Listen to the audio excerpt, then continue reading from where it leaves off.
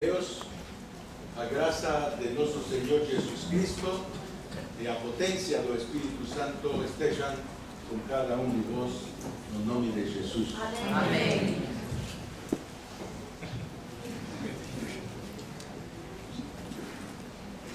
Primeiramente, quero cumprimentar vocês, dar um abraço de parte da nossa família boliviana.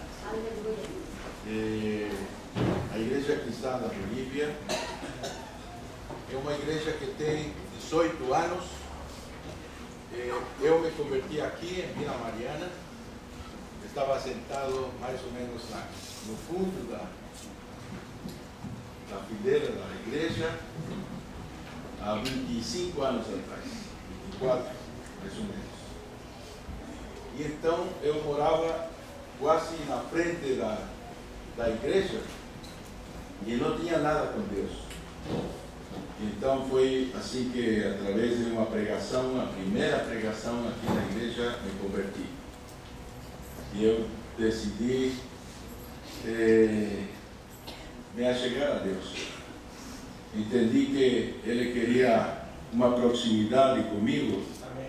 E comecei a entender de que a Bíblia, a Palavra de Deus, é um livro muito bom, que ele tem a capacidade de refazer a nossa vida, a nossa família, as nossas relações e trazer paz ao nosso coração. Eu tomei isso, acreditei, e o resultado então é uma igreja forte, é uma igreja que, apesar de ser nova, tem uma expressão muito forte lá no aspecto social na cidade.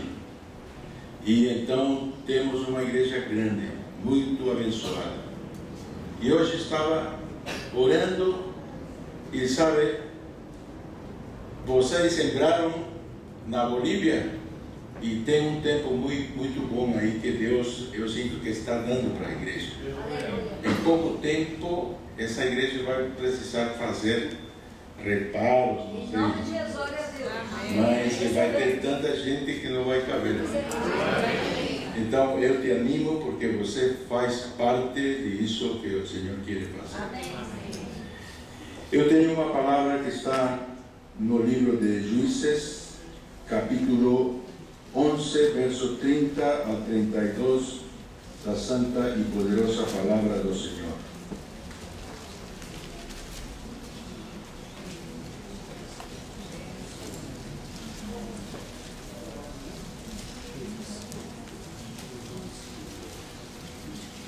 Livro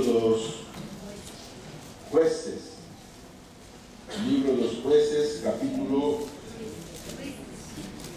Juízes. É Juízes. Minha esposa não me ensina mal.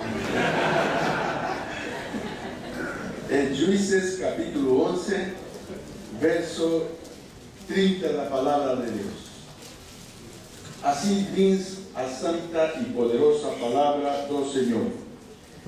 E Jefté botou um voto ao Senhor e disse: se totalmente deres os filhos de Amon na minha mão, aquilo que saindo da porta da minha casa me sair ao encontro, voltando eu dos filhos de Amon em paz, isso será do Senhor, e oferecerei em holocausto. Assim Jefté passou aos filhos de Amon a combater contra eles, e o Senhor os deu na sua mão. Este foi o voto que fez Jefté a Deus. Meu Deus, se o Senhor me der esse povo de Amon, dos amonitas, aquilo que sair da porta da minha casa, eu vou oferecer em holocausto, em sacrifício. É claro que com este voto, de alguma maneira, de alguma forma, você percebe que ele estava expondo sua casa. Você percebe que ele, de alguma forma, estava expondo sua família. Ele estava expondo sua família. expondo a família a um espírito de morte, porque alguém ia morrer na sua casa. Isso é a grande verdade. E você se pergunta, por quê? Que coisas tem no coração desse homem que está abrindo a porta da sua casa para um espírito de morte? Obrigado. Quem o levaria a fazer uma coisa dessa? Foi uma aliança, um voto precipitado? Ele não pensou nas consequências?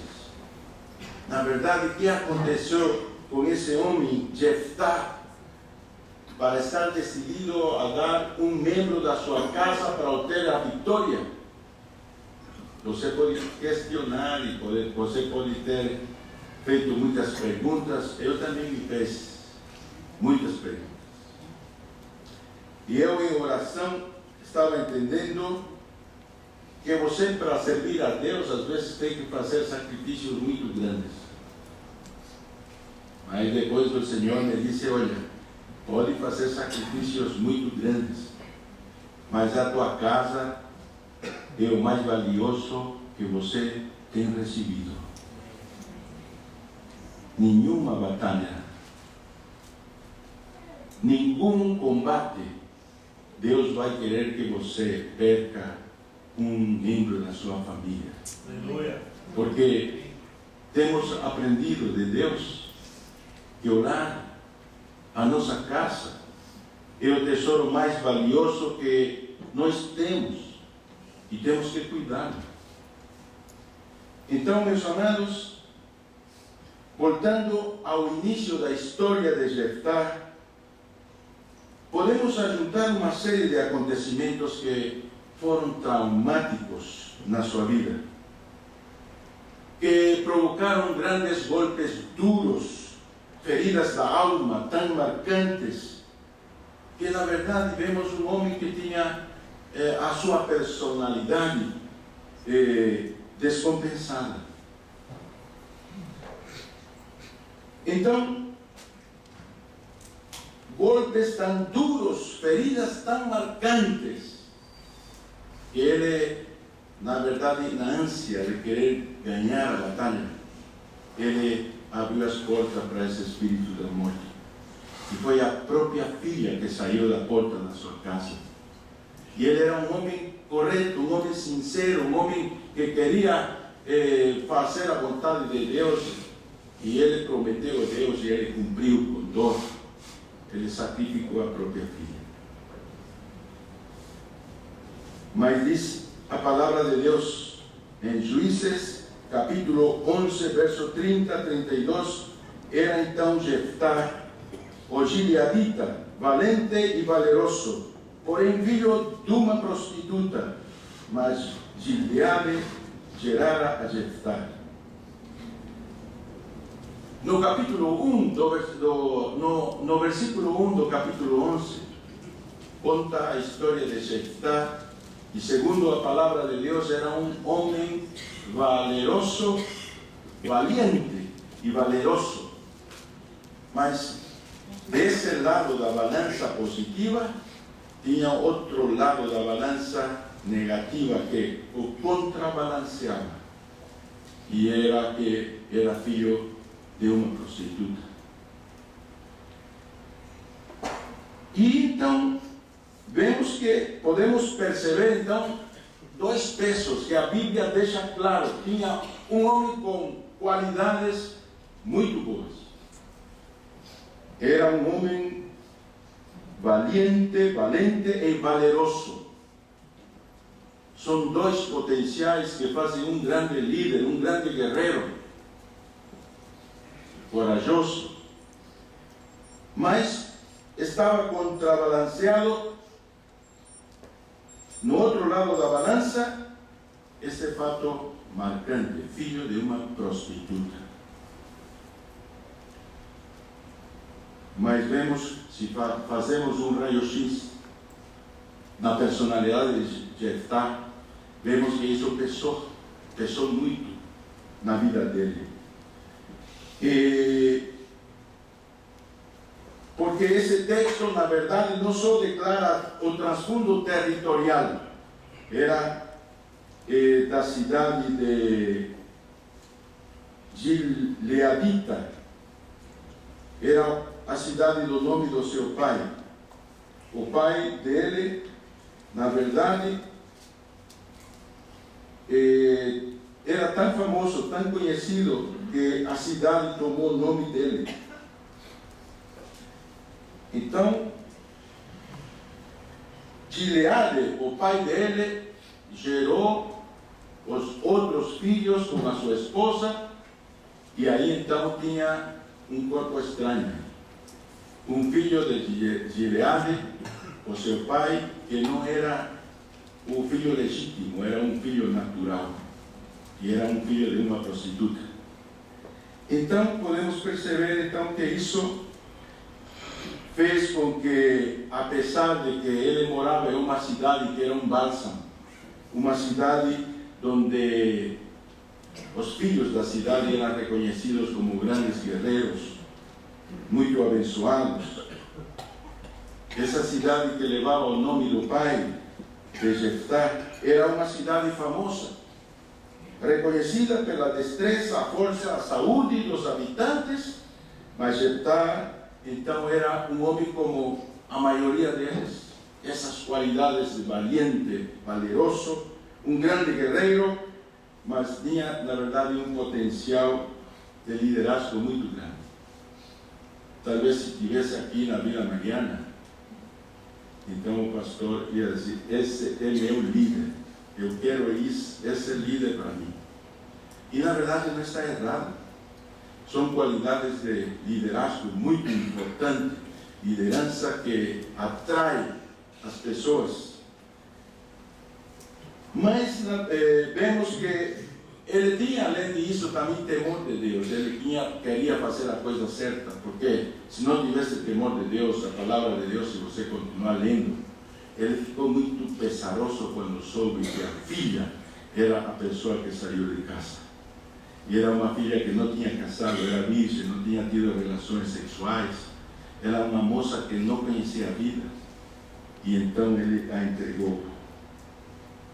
Sabe, eu tenho pensado que, da mesma forma, muitos cristãos estão em um lugar muito abençoado, onde flui a palavra como um bálsamo, como um refrigério, onde tem pessoas valentes, valerosas, guerreiros do Senhor, e que são sinceros e procuram andar retamente nos caminhos. Eu reconheço pessoas de boa vontade, querem fazer coisas boas, mas certamente tem um grande potencial, mas tem algo que contrabalanceia, que contrapesa do outro lado, e é o legado familiar, o legado que deixam os pais para os filhos. Então, quando eu ouço as pessoas com problemas de relacionamento, eu já fico de olho. O problema onde está? Foi no pai? Foi na mãe? Qual era o ambiente de casa? Porque a maioria dos nossos problemas de personalidade e de relacionamentos que nós temos com outras pessoas tem essa origem. Então, meus amados, a grande verdade é que Jeftá era filho de uma mulher prostituta, e esse legado da mãe o influenciou e fez com que esse grande potencial que ele tinha ficasse comprometido. Ser filho de uma prostituta não é fácil. Passou a ser um referencial da identidade diante da família. Os próprios irmãos diziam: você é nosso irmão, mas você é filho da outra. Você pode ler em casa. Então o apelido dele é filho da outra. Então, quando ele cresceu, os filhos combinaram e disseram: não é justo que nós vamos dividir a nossa herança com um filho que não é filho da nossa mãe. Ele tem que sair de casa e vai sair desheredado. E os anciãos da igreja, como o pai dele era um homem influente, então ajudou. E a história mostra que ele saiu fora de casa. Então, vemos que esse negativo do legado dos pais pode provocar uma torção e um comprometimento na identidade, no destino das pessoas. Jefté estava sobre um terrível legado de rejeição e imoralidade. E foi amaldiçoado por seus pais, que deveriam ser agentes de Deus. Deus quer abençoar as famílias. Deus tem o propósito de que nossos filhos sejam filhos abençoados por Ele. Mas sabe, Ele usa os pais como agente da bênção, principalmente. Essa bênção que você recebe de parte de Deus, não vem de um professor, não vem do pastor, principalmente. Não vem de uma pessoa especial que chega para você e te abençoa. Deus tem agentes especializados em deixar um legado de bênção através da identidade e destino que vem de parte de Deus através dos pais. Mas quando na verdade o pai não cumpre esse propósito, a personalidade fica deformada. E isso acontece que isso vai lhe dar problemas de relacionamento entre pessoas, relacionamento na igreja e relacionamento na sociedade. A primeira pessoa que vai sofrer é a mais próxima. E adivinhem vocês, por dedução, quem é a pessoa mais próxima de um homem? A esposa. E quem é a pessoa mais próxima de uma esposa?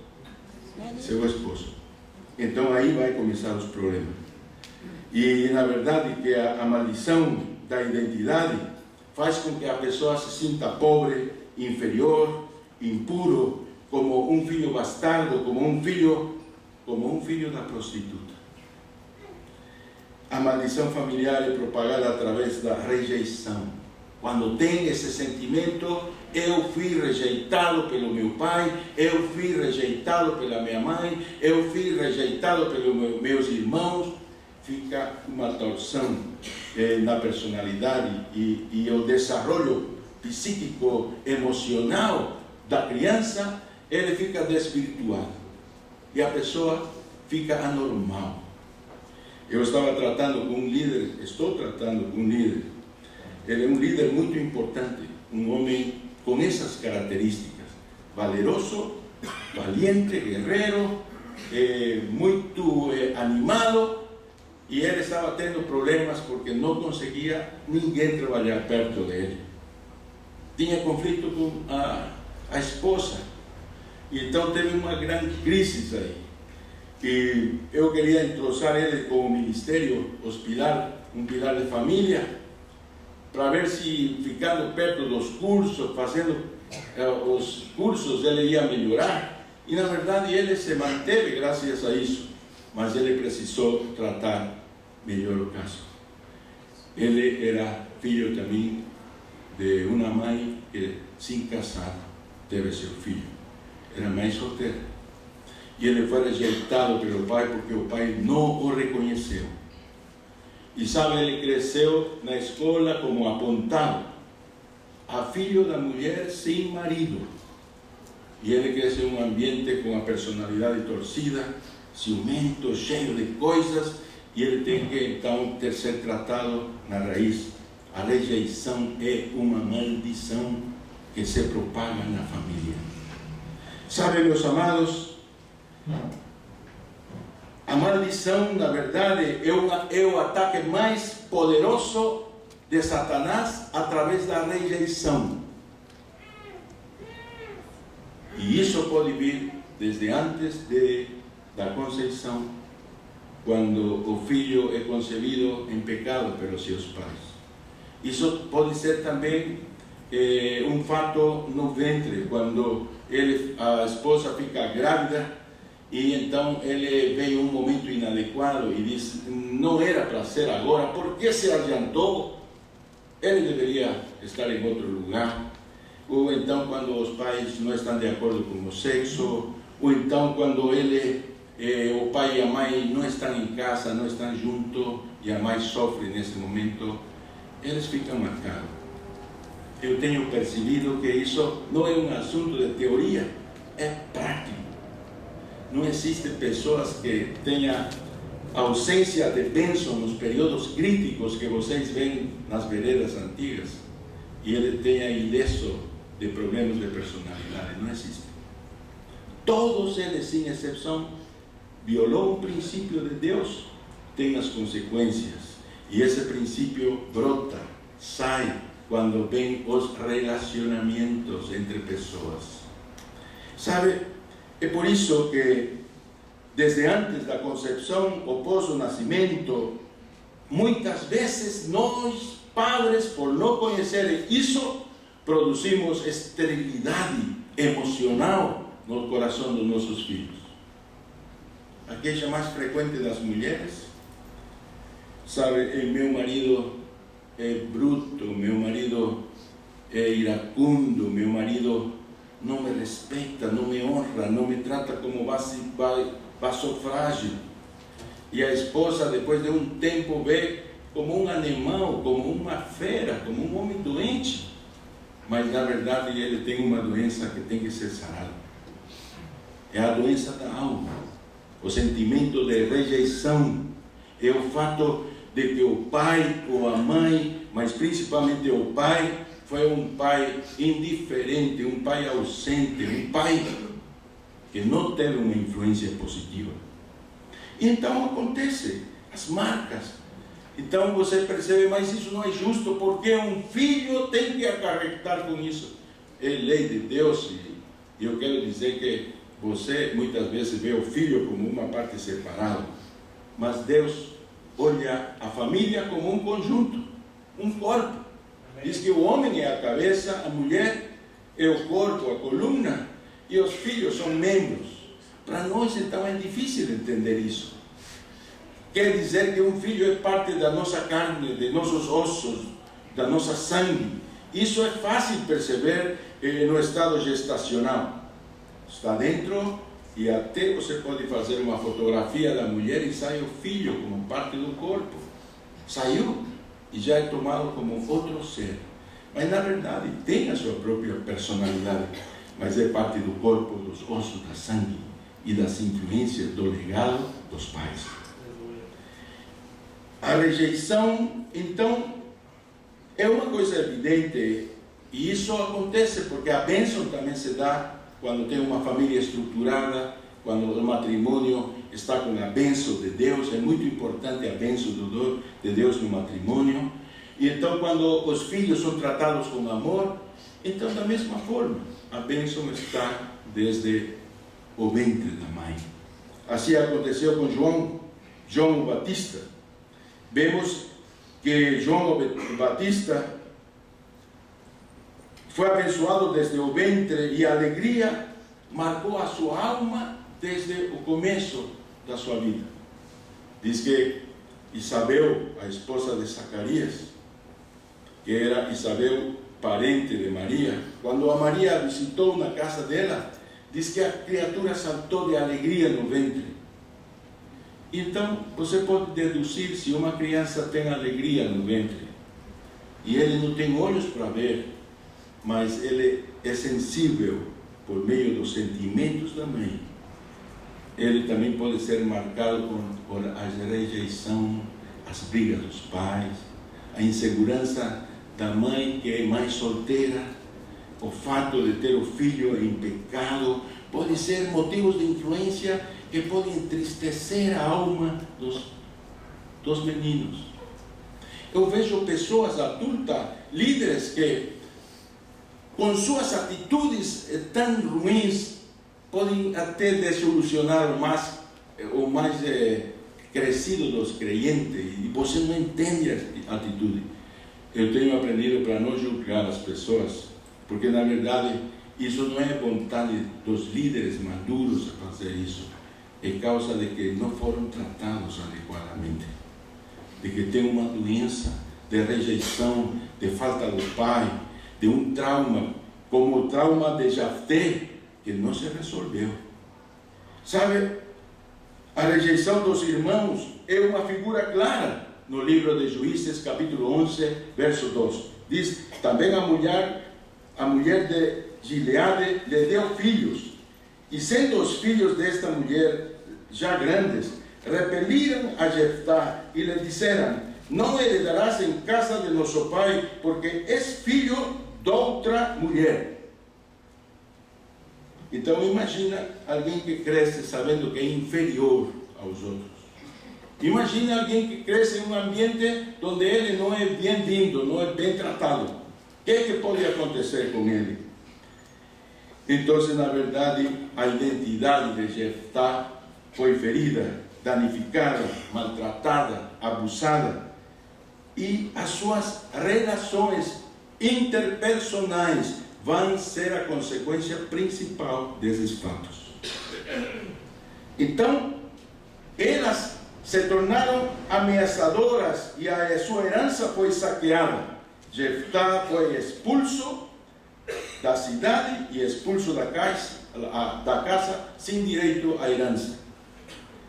Então, Juízes capítulo 11, verso 7, diz: porém Jeftá disse aos anciãos de Gileade: porventura não me aborrecistes a mim e não me repelistes da casa de meu pai? Por que, pois, agora viestes a mim quando estáis em aperto?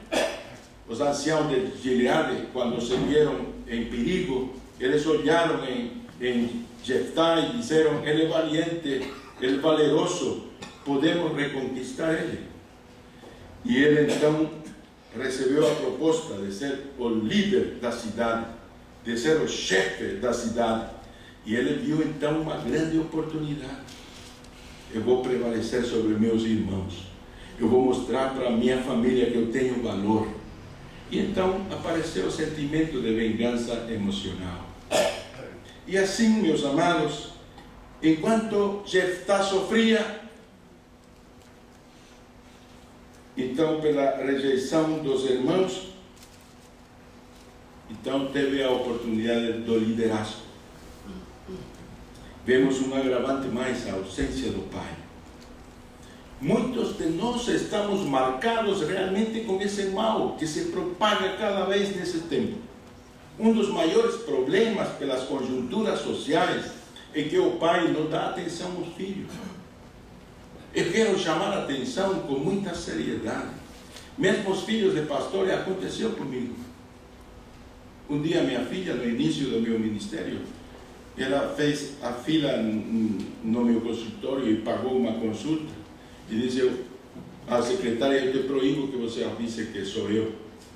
E ela, então, eu chamei o próximo paciente, entrou minha filha e me disse: pai, eu preciso da sua atenção. Eu preciso que você dedique o tempo que você dedica para os seus pacientes. Se isso acontece, meus amados, com um servo de Deus que não tem experiência e não tem a visão correta do que é família, como não vai acontecer com as pessoas que não conhecem a Deus? Então, nós da igreja precisamos ser curados, porque o médico não pode ser tratado por alguém doente, porque um cego não pode conduzir a outros cegos. É por isso que na igreja tem que ter a cura interior, tem a cura da alma. E essa cura da alma não é só cura dos sentimentos. Tem um conceito que se fala muito em cura dos sentimentos, das lembranças. Pero a alma não é só lembrança nem sentimento, é também a vontade. Então, muitas pessoas são estériles, sabe por quê? Porque estão feridos e não têm sido curados. A ausência do pai, Gileade, é a figura do pai ausente, que parece não fazer nada para resolver uma situação, que na verdade foi ele quem o criou, e seria o mais responsável por isso. Mas enquanto Jeftá sofria consequências muito graves, Gileade sentia culpa, mas não fazia nada. Ele ficava passivo. E muitos pais rejeitam os seus filhos, não porque falam: não te quero, não gosto de você, você não é bem-vindo em casa. O fato de ser pais ausentes, o filho recebe essa rejeição moral, inconsciente, passiva, sabe? E então, quando os irmãos desheredaram, Gileade não fez nada. Quando os anciãos da igreja determinaram, vai sair, ele não fez nada. Quando ele volveu, o seu pai não entablou uma charla com ele, explicando a situação, orientando, não fez nada. É pai ausente. Hoje está se propagando os pais ausentes nas igrejas. É por isso que a igreja precisa de paternidade, sabe? Pastores, líderes que vejam a solução disso como criar um ambiente de família na igreja. A igreja cristã da família deve ser uma família. A pessoa deve chegar neste lugar e não só deve quedar encantado com a pregação. Eu tenho entendido que a pregação não é o mais importante. Eu tenho entendido que o prédio não é o mais importante. O mais importante é você encontrar um lugar onde você se sente família. Amém. Sabe, quando você se sente em família, você se sente seguro, se sente feliz, se sente amado, aceitado. E graças a Deus, aqui neste lugar me sinto família. Amém. Eu tenho laços aqui de família. E eu sou tratado com muito carinho com pessoas e isso me faz bem. Então, meus amados, a ausência do pai nos momentos importantes da vida de qualquer pessoa causa problemas seríssimos. Seríssimos. Tão sérios que se não são sanados, vai ter problemas sim ou sim. E isso vai ser principalmente na casa, no hogar. Pior ainda quando tem abandono de lar. Tem pessoas que falam, eu me divorcio de você, eu vou embora, eu quero sair de casa, eu não suporto mais. E o filho está ouvindo as conversas e diz, eu não estou seguro nesse lugar. Pior, quando alguém vai embora, diz, talvez foi por minha causa. Tem um sentimento interior. Então, como pode responder um filho a uma agressão como isso? Com rejeição, rebelião, ou então tentando mostrar que ele tem valor, que ele sobreviveu ao colapso, à desgraça, e ele vai fazer da pior forma. Vai mostrar que ele tem valor pisando as pessoas, maltratando a própria família, expondo seus próprios filhos ao espírito de morte. E a marginalização é a maldição do filho bastardo, do filho que não tem pai, que é a figura muitas vezes do filho de pai ausente. Deuteronômio 23:2 fala dessa maldição no Antigo Testamento. Deuteronômio 23:2 diz assim: nenhum bastardo entrará na congregação do Senhor, nem ainda a sua 10ª geração entrará na congregação do Senhor. Veja isto, como essa maldição se propaga por 10 gerações. É poderoso. Tobe, a cidade onde foi Jeftá a morar, é figura da vida de orfandade. O lugar de traumas, de feridas, o lugar onde você morou, em lugares onde a família te maltratou, te machucou, te feriu por não conhecer os princípios que fazem uma pessoa saudável. Então, é o lugar onde a gente se sente renegado pela família e também pelos outros. Sabe, tem muitos líderes gerados que seus pais, depois de um tempo, não lhe deram valor e eles correm o risco de se sentir órfãos. E esse sentimento de orfandade, muitas vezes, está na liderança, porque os pais, aqueles que deveriam proteger como primeira função, eles então não veem essa segurança, esse apoio naquele que dá a cobertura. Eu tenho aprendido que a cobertura, a principal função da cobertura não é fiscalização. não é repreensão. O pai, a primeira coisa que tem que dar para o filho é suprir duas necessidades importantes para qualquer pessoa: segurança e valor, sentido de valor. Quando o filho se sente seguro, quando o filho se sente amado e se sente que é valioso, pode esperar. Qualquer problema fica pequeno para ele, porque ela tem a segurança, tem o poder de Deus na sua vida. Ele sabe que tudo ele consegue vencer, porque todo podemos em Cristo que nos fortalece, porque não tem nada impossível para nós se estamos nele. Se Jesus faz que nós sejamos valientes no Senhor. Sabe, meus amados, Jefté assumiu a posição de líder sem estar curado. Muitos de nós assumimos a posição de líder de casa sem estar curado. E é uma desgraça. Eu olho nos olhos das pessoas e percebo tanta mágoa, tanta dor, que quando vai sarando, tem um sentimento contrário. Diz aí, eu estou sarando, mas não consigo amar, não consigo sair. Sabe por quê? Porque é muito difícil. Isso produz muito mal. Ser fruto de famílias disfuncionais é muito grave. Por isso, jovens, vocês que têm tempo ainda, não se unam em jugo desigual com as pessoas incrédulas. Por isso, jovens, vocês que têm oportunidade, não façam sexo antes do tempo. Por isso, jovens, vocês que têm a oportunidade, respeitem os seus pais, obedeçam aos seus pastores. Por isso, vocês, jovens, não tenham em pouco a sua juventude. Não fale só menino. Vocês são grandes na fé e são a força da igreja e têm um futuro que Deus está entregando nas suas mãos. Amém. Meus amados, esse é o tempo que nós, os anciãos da igreja, aqueles que têm maturidade, não façam como os anciãos de idade, expulsar a pessoa que tem defeito e atormentar a pessoa que se deu mal por algum problema. Tem que cobrir, tem que proteger, tem que andar junto, tem que ser família, porque senão vamos acabar como o trauma de Jefté, em rebelião. Então, sabe, meus amados, Deus está querendo uma igreja sarada, curada pelo amor.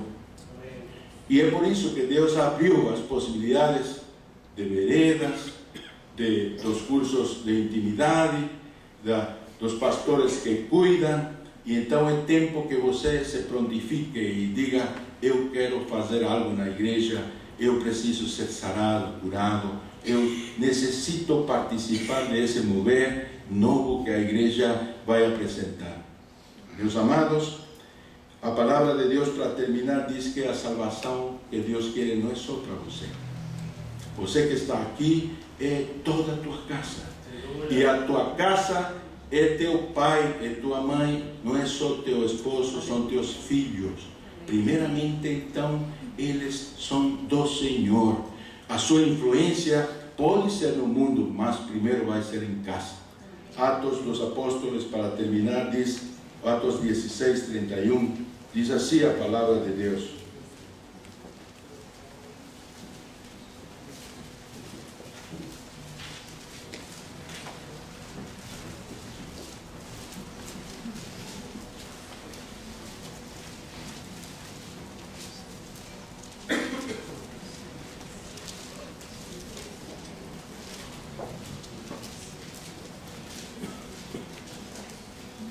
Eles disseram: crê no Senhor Jesus Cristo e serás salvo tu e tua casa. Então eu quero orar.